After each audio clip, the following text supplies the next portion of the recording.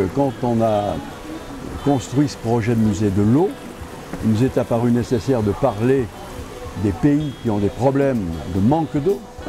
Et plutôt que d'en parler, après réflexion, on a décidé d'agir.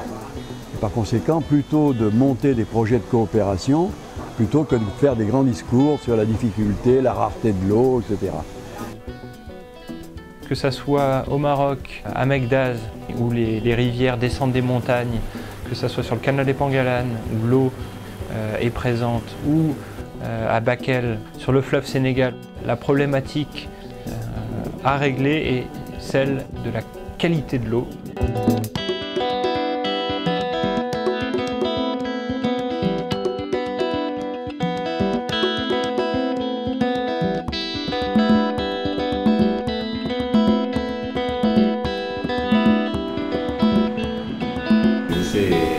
Là, ça fait plus de 6 ans.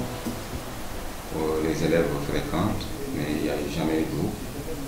Ça s'est un peu arrangé, parce que les élèves ont de l'eau, mais ça reste toujours parce qu'il n'y a qu'un seul point d'eau. En cette période, s'il n'y a pas d'eau, je ne crois pas que les élèves puissent suivre correctement les cours. Les élèves travaillent, étudient dans des conditions très difficiles, puisqu'il n'y avait pas de l'eau ici. Il fait excessivement chaud à Bakel, très chaud même. On est obligé de quitter chez nous. Plus de 2 km on marche, on vit ici et on ne trouve pas d'eau ici pour boire, même pour effacer le tableau. C'était un problème. Mekdaz, c'est un petit douar situé dans le Haut Atlas central marocain. C'est un village de 1000 habitants qui est extrêmement enclavé, c'est-à-dire qu'il ne bénéficie pas du programme de l'État marocain de désenclavement, ni d'électrification, ni d'adduction à l'eau. Actuellement, il y a 2 sources qui amènent de l'eau au village, mais c'est des filets d'eau. Il n'y a pas assez d'eau pour les 1000 habitants du village. Il y a un problème également de potabilité de l'eau. Donc il y a une situation d'urgence, puisqu'on est dans des villages qui sont également coupés du monde en hiver. Donc c'est une situation assez critique pour les habitants et surtout pour les personnes les plus vulnérables, les enfants en bas âge et les personnes âgées. L'activité économique de la population, c'est l'agriculture, la pêche, l'élevage. Ici à Andovrante, il y a quelques puits. C'est déjà construit avant, mais l'eau n'est pas potable. Donc il dit que c'est seulement ça que le village peut avoir de l'eau potable, donc c'est pas insuffisant pour le besoin des villageois. D'après ce qu'il a constaté, comme le canal maintenant est vraiment, c'est pas possible de prendre l'eau de cuisine, ils font laquer là le matin, le soir pour prendre de l'eau potable, puisqu'il n'y a que ça seulement à qui il peut prendre de l'eau potable.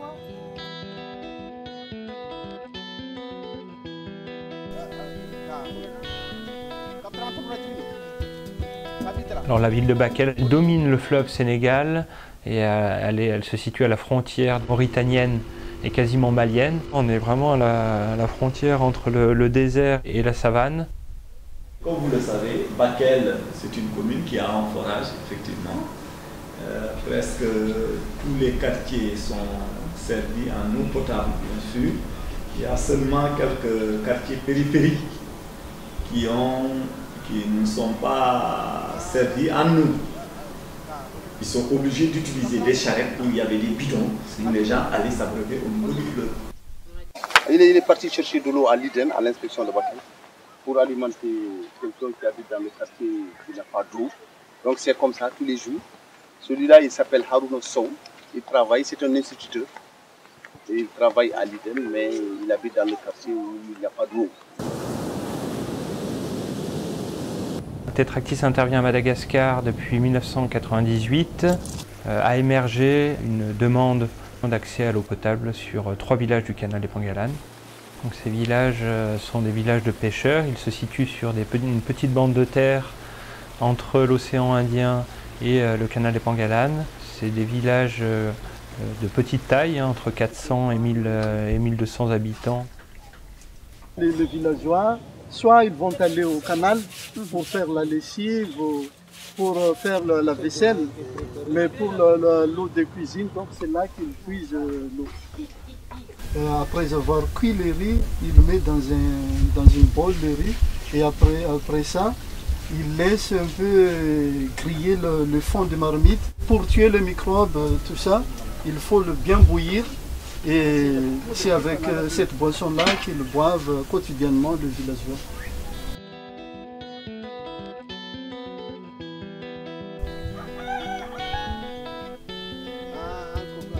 L'Agence régionale de développement et la commune de Bakel nous ont demandé d'intervenir sur le lycée de Bakel et plus globalement sur la problématique de l'hydraulique dans la ville de Bakel. Tetractis a donc organisé une mission sur le terrain par un ingénieur hydraulique avec la Sénégalaise des eaux et la commune pour identifier quelles étaient les contraintes techniques pour accorder ces deux espaces au réseau.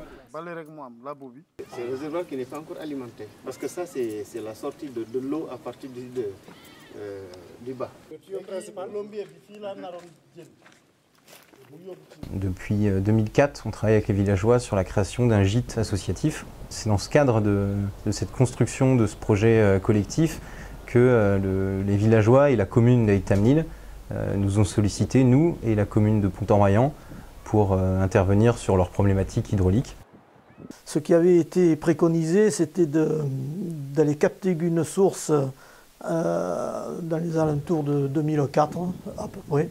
À première vue, ça paraissait réalisable, mais guettant sur le terrain, je me suis vite aperçu que ça ne pouvait pas se faire.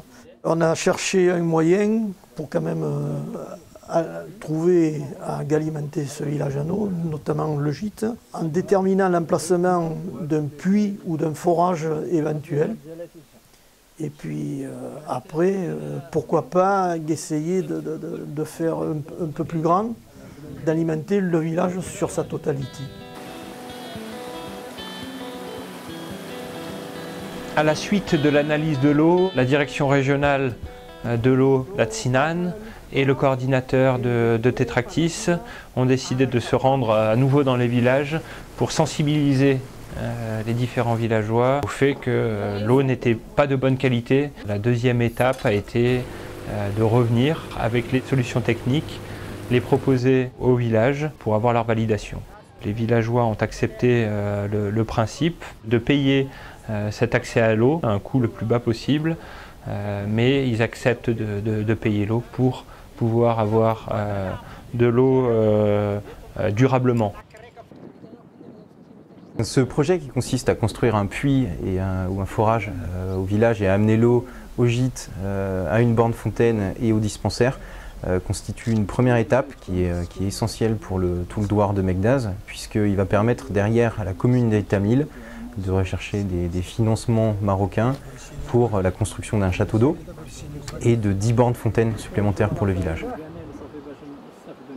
Quand on travaille sur un programme de développement touristique sur le moyen terme, comme activité génératrice de revenus, travailler sur l'eau potable est évident et complémentaire d'une problématique globale de développement sur un territoire.